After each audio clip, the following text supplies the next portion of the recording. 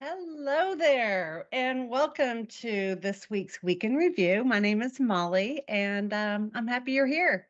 It's Inauguration Day, it's Martin Luther King Day, and it's a beautiful Monday. Let's just jump right into it, I think. um, so we have Samantha, who is our medical student, and has joined the team to provide information about the aorta, about dissections, about anything medically cardiovascular. And she's joined us. Her name's Samantha, and she writes about our Medical Monday. She says, Happy Monday and Happy New Year. I hope everyone is doing well and in good health for the new year. It's been a while since her last post, so she's excited to return for her first post here in 2025. She says, I'm going to talk about the ascending aorta. Tomorrow, Pura is going to talk about the aortic arch. So make sure to check that out to further your knowledge about the aortic anatomy. So where is the ascending aorta? The ascending aorta is the first portion of the aorta that emerges from the heart. It begins at the aortic valve, which ensures blood flows out of the heart in one direction and extends upward for a few inches before curving into the aortic arch. Think of it as the launch pad of the aorta. It's where freshly oxygenated blood leaves the heart to begin its journey to nourish the body. The ascending aorta might look like a simple tube, but it's much more than that. Layers of the wall. So this is the anatomy of the aorta. The layers of the wall has three layers. The intima, which is the inner layer, the media, which is the middle layer, and the adventitia, which is the outer layer. These layers work together to handle the high pressure blood flow from the heart. The proximity to the heart is the ascending aorta is directly connected to the left ventricle, which is the powerhouse chamber of the heart. The branches. Unlike other parts of the aorta, the ascending aorta doesn't have any major branches. Its main job is to channel blood upward to the aortic arch. So why is the ascending aorta so susceptible to aortic disease? Here's the key point. The ascending aorta is under constant intense pressure from the force of the heart pumping blood. Over time, this pressure can weaken the aortic wall, making it prone to serious conditions. The first and foremost is an aortic dissection. The ascending aorta is the most common site for aortic dissection. This occurs when a tear forms in the inner layer of the aorta, causing blood to flow between the layers. It's a medical emergency that requires immediate attention. Aneurysms, which is a bulge or a dilation of the ascending aorta, is known as a thoracic aortic aneurysm. If the aneurysm grows too large, it can rupture, leading to life-threatening complications. We have connective tissue disorders. Genetic conditions like Marfan syndrome often affect the ascending aorta, which increases the risk of dissection or aneurysm formation. And here we have a diagram of different types of aneurysms in the aorta. The symptoms of ascending aortic issues. The scary part, many ascending aortic problems develop silently. However, when symptoms do appear, they can include sudden severe chest pain, often described as tearing or ripping, pain that radiates to the back, neck, or jaw, difficulty breathing, loss of consciousness. If you or someone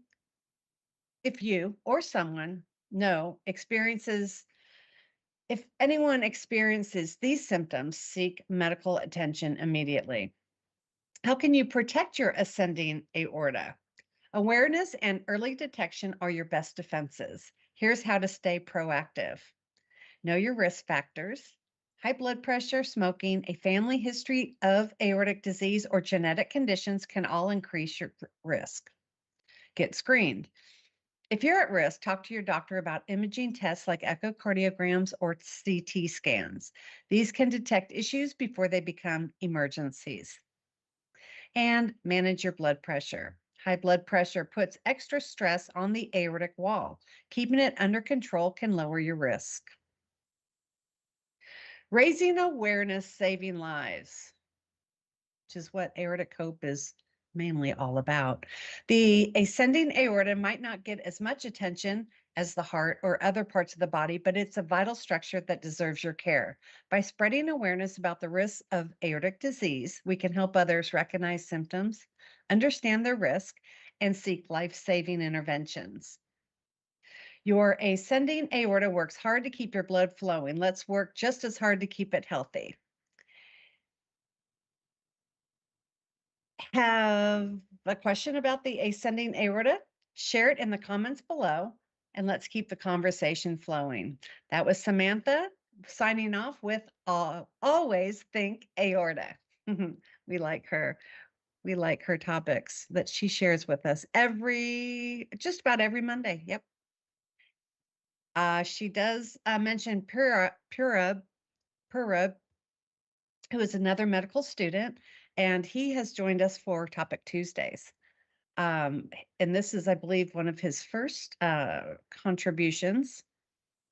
Yeah, so what do you think of that, Joshua? What do you think about the anatomy of the aorta?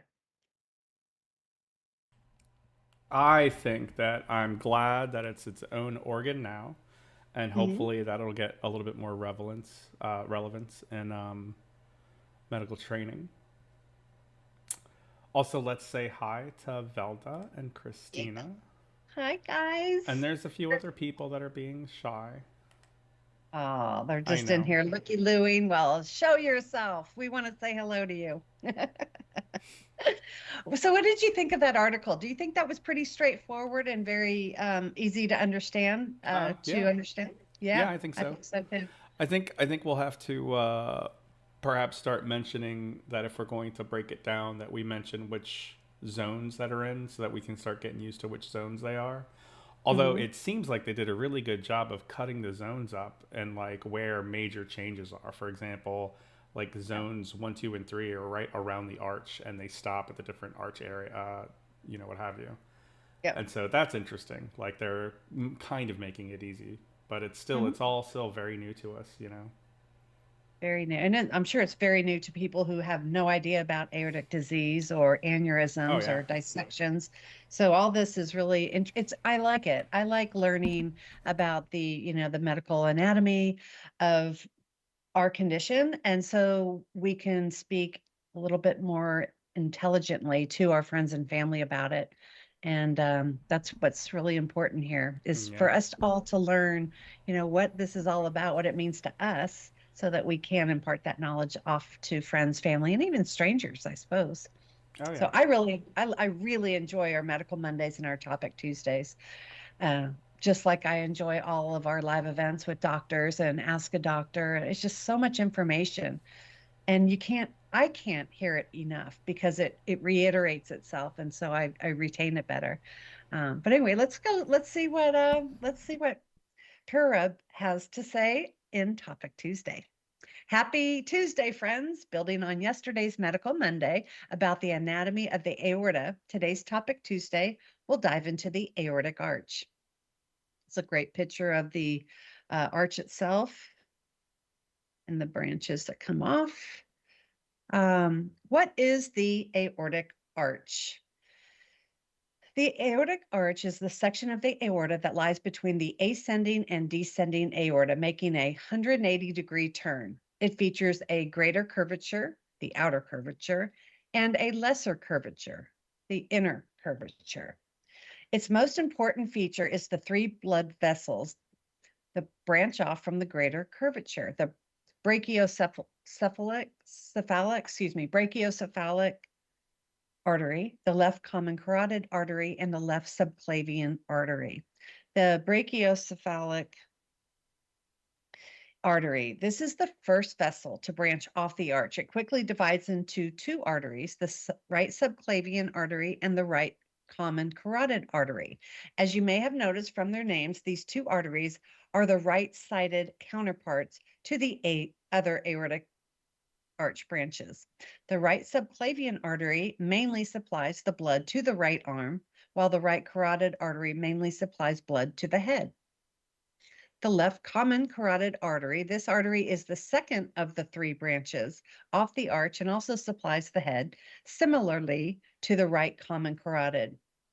Then we have the left subclavian artery, the last branch off the arch, the third branch. This artery supplies blood to the left arm. Clinically, these three branches provide blood flow to a significant portion of the body, most importantly, the brain. Most of the brain, at least 80% of it, is supplied by branches of both the left and right common carotid artery, known as the internal carotid arteries. So clots or narrowing of these arteries can cause strokes. Smaller branches of both the left and right subclavian artery are known as the vertebral arteries. They supply a smaller portion, 20% of the brain, and can also be responsible for strokes. All of these vessels that supply the brain connect to each other in something called the circle of Willis, which can be helpful when blood flow through one of the vessels is compromised, since it may find a detour and continue to supply the entire brain. Unfortunately, this isn't always a perfect solution, as some people have variable circle of Willis anatomy. That's interesting. Here we've got a diagram of the circle of Willis, pointing out the different arteries inside the brain. Very interesting. That was from the Cleveland Clinic. What else can the aortic arch do? Beyond just being a fancy bend in the aorta that carries blood, the aortic arch also contains baroreceptors. Baroreceptors sense the blood pressure based on the stretch in the aortic walls and send signals to the brain when things are out of balance. If the pressure is too high, the brain can signal for the walls of the arteries to relax, which is vasodilation, and it'll drop the blood pressure. The brain can also signal for the heart rate to drop and decrease the contraction of the heart.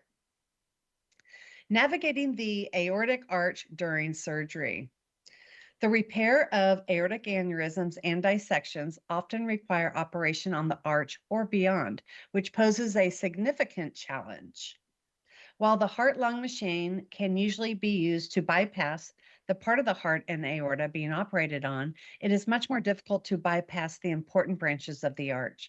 So in order to keep blood flowing to the brain, selective cerebral perfusion is sometimes used. This allows for blood flow to the rest of the body to be stopped while the arch is operated on and the brain receives a separate flow of blood. And here's how it works. This should be interesting. The body is cooled down to slow its metabolism and protect the tissues. Surgeons place tubes into one of the aortic arch branches and pumps blood forward to selectively give the brain oxygen while the rest of the body receives no flow.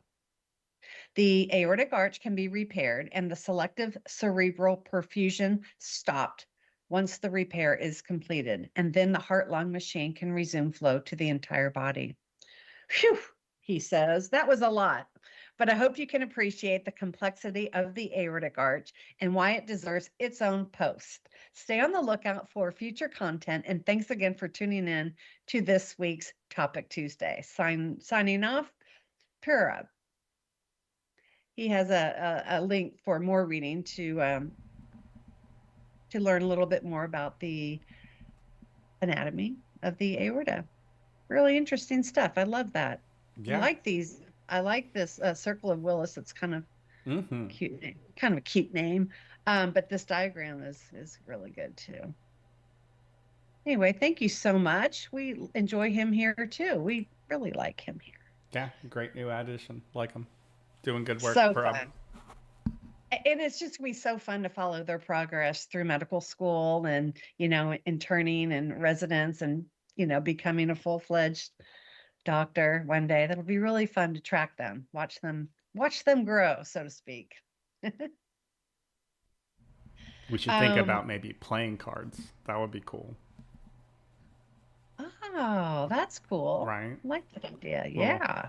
little doctor where he went to school, Yeah. GPA, MCAT test scores, We could trade them. residencies. Oh yeah, Speaking of those, I was down in New Zealand, and when you come in immigration and you go through customs, they have dogs there to smell your luggage and smell you and make sure you're not bringing any illegal items such as food, any kind of food. But these dogs are so cute. They're so trained. They're usually beagles, but they have a variety. But guess what they have? They have cards with the dog's name and stats on it, and you can collect them all and trade them, and it's just so much fun. They have a whole table full of these the I guess I don't know what they're drug dogs or just the customs dogs. It's so cute. They've got these little like trading cards, service dogs. service dogs. Yeah, Yes. Yeah, I have quite a few of them because I've been down there quite a bit. I love this. Therapeutic Thursday, we talk about kintsugi, which is the Japanese art of putting broken pottery pieces back together with gold. If you haven't heard of this, it's really cool. And if you haven't tried it, go break something. Put it back together with gold. Anyway, this idea of kintsugi is to embrace your flaws and imperfections, to create something even more beautiful and stronger than before. And I just see how appropriate that is for us here in the Aortic Hope community, because sometimes we feel a little broken. So authors Catherine and Jay Wolf wrote about kintsugi in their book titled Suffer Strong and described it like this. The story of kintsugi, this style of pottery, may be the most perfect embodiment of all of our trauma shattered lives. Instead of throwing away the broken, beloved pottery, we'll fix it in a way that doesn't pretend it hasn't been broken, but honors the breaking, and more so, the surviving. By highlighting those repaired seams with gold lacquer, I've got chills reading this. I've just got chills all the way down my arms and legs. Now the object is functional once again and dignified, not discarded. It's stronger and even more valuable because of its reinforced gold scars. Wow. If you wish to try your name at your, if you wish to try kintsugi, just take any piece of pottery and break it. Then use gold epoxy and glue the pieces back together. You will have a completely different piece of pottery, and hopefully you will see yourself as an extraordinary piece of kintsugi as well. Beautifully broken, signed off beautifully broken. I love that. Have you heard of it before, Joshua? Yeah. Have you oh ever tried yeah. it? No, I'm a digital guy. Okay. There's a thing Well, I'm about being digital, and it is I can make a million mistakes and no worries, no worries. You know, you break the pieces too small, and I don't know. It seems like a lot of work and cleanup, Oh, and I have I to like leave the the house concept. for it. You know? I love the Oh no, I concept think it's wonderful. of Yeah. this. Just amazing. I just really enjoy that. I haven't tried it myself, but I understand the premise of it. It's just great. It's awesome. All Velda righty. says we are not broken, just bent. Yes, she corrected me the other day. I said something kind of being a little silly in conversation, and she corrected me. She texted me on the side. She goes, we're not broken. We're just a little bent, and I loved that. That was so cute. Thank you, Velda, for that. Let's see. Feel Good Friday. Did you know that Hope Mail started with just 4 people who received hand knitted heart pillows? I think Karen did those personally back in the day. 9 years ago now. But now we have Aortic Hope has over 300 survivors and caregivers receiving a once a year small care package from Aortic Hope as a way to acknowledge your aortiversary, as we call it here in the community, and to say thank you for your support. Whatever is on your to-do list today, we want you to consider adding one more thing, signing up for Hope Mail.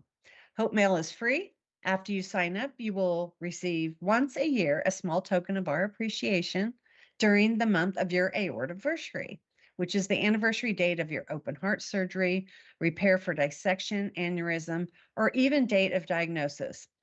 But you just pick one date and you will receive a great little care package from Aortic Hope. So sign up if you haven't done so already. It's really fun to get a little care package that has some useful items in it. There's quite a few things that I've received over the years, almost 4 years now, of just little fun little things, and I just love it. I just love that Aortic Hope does this.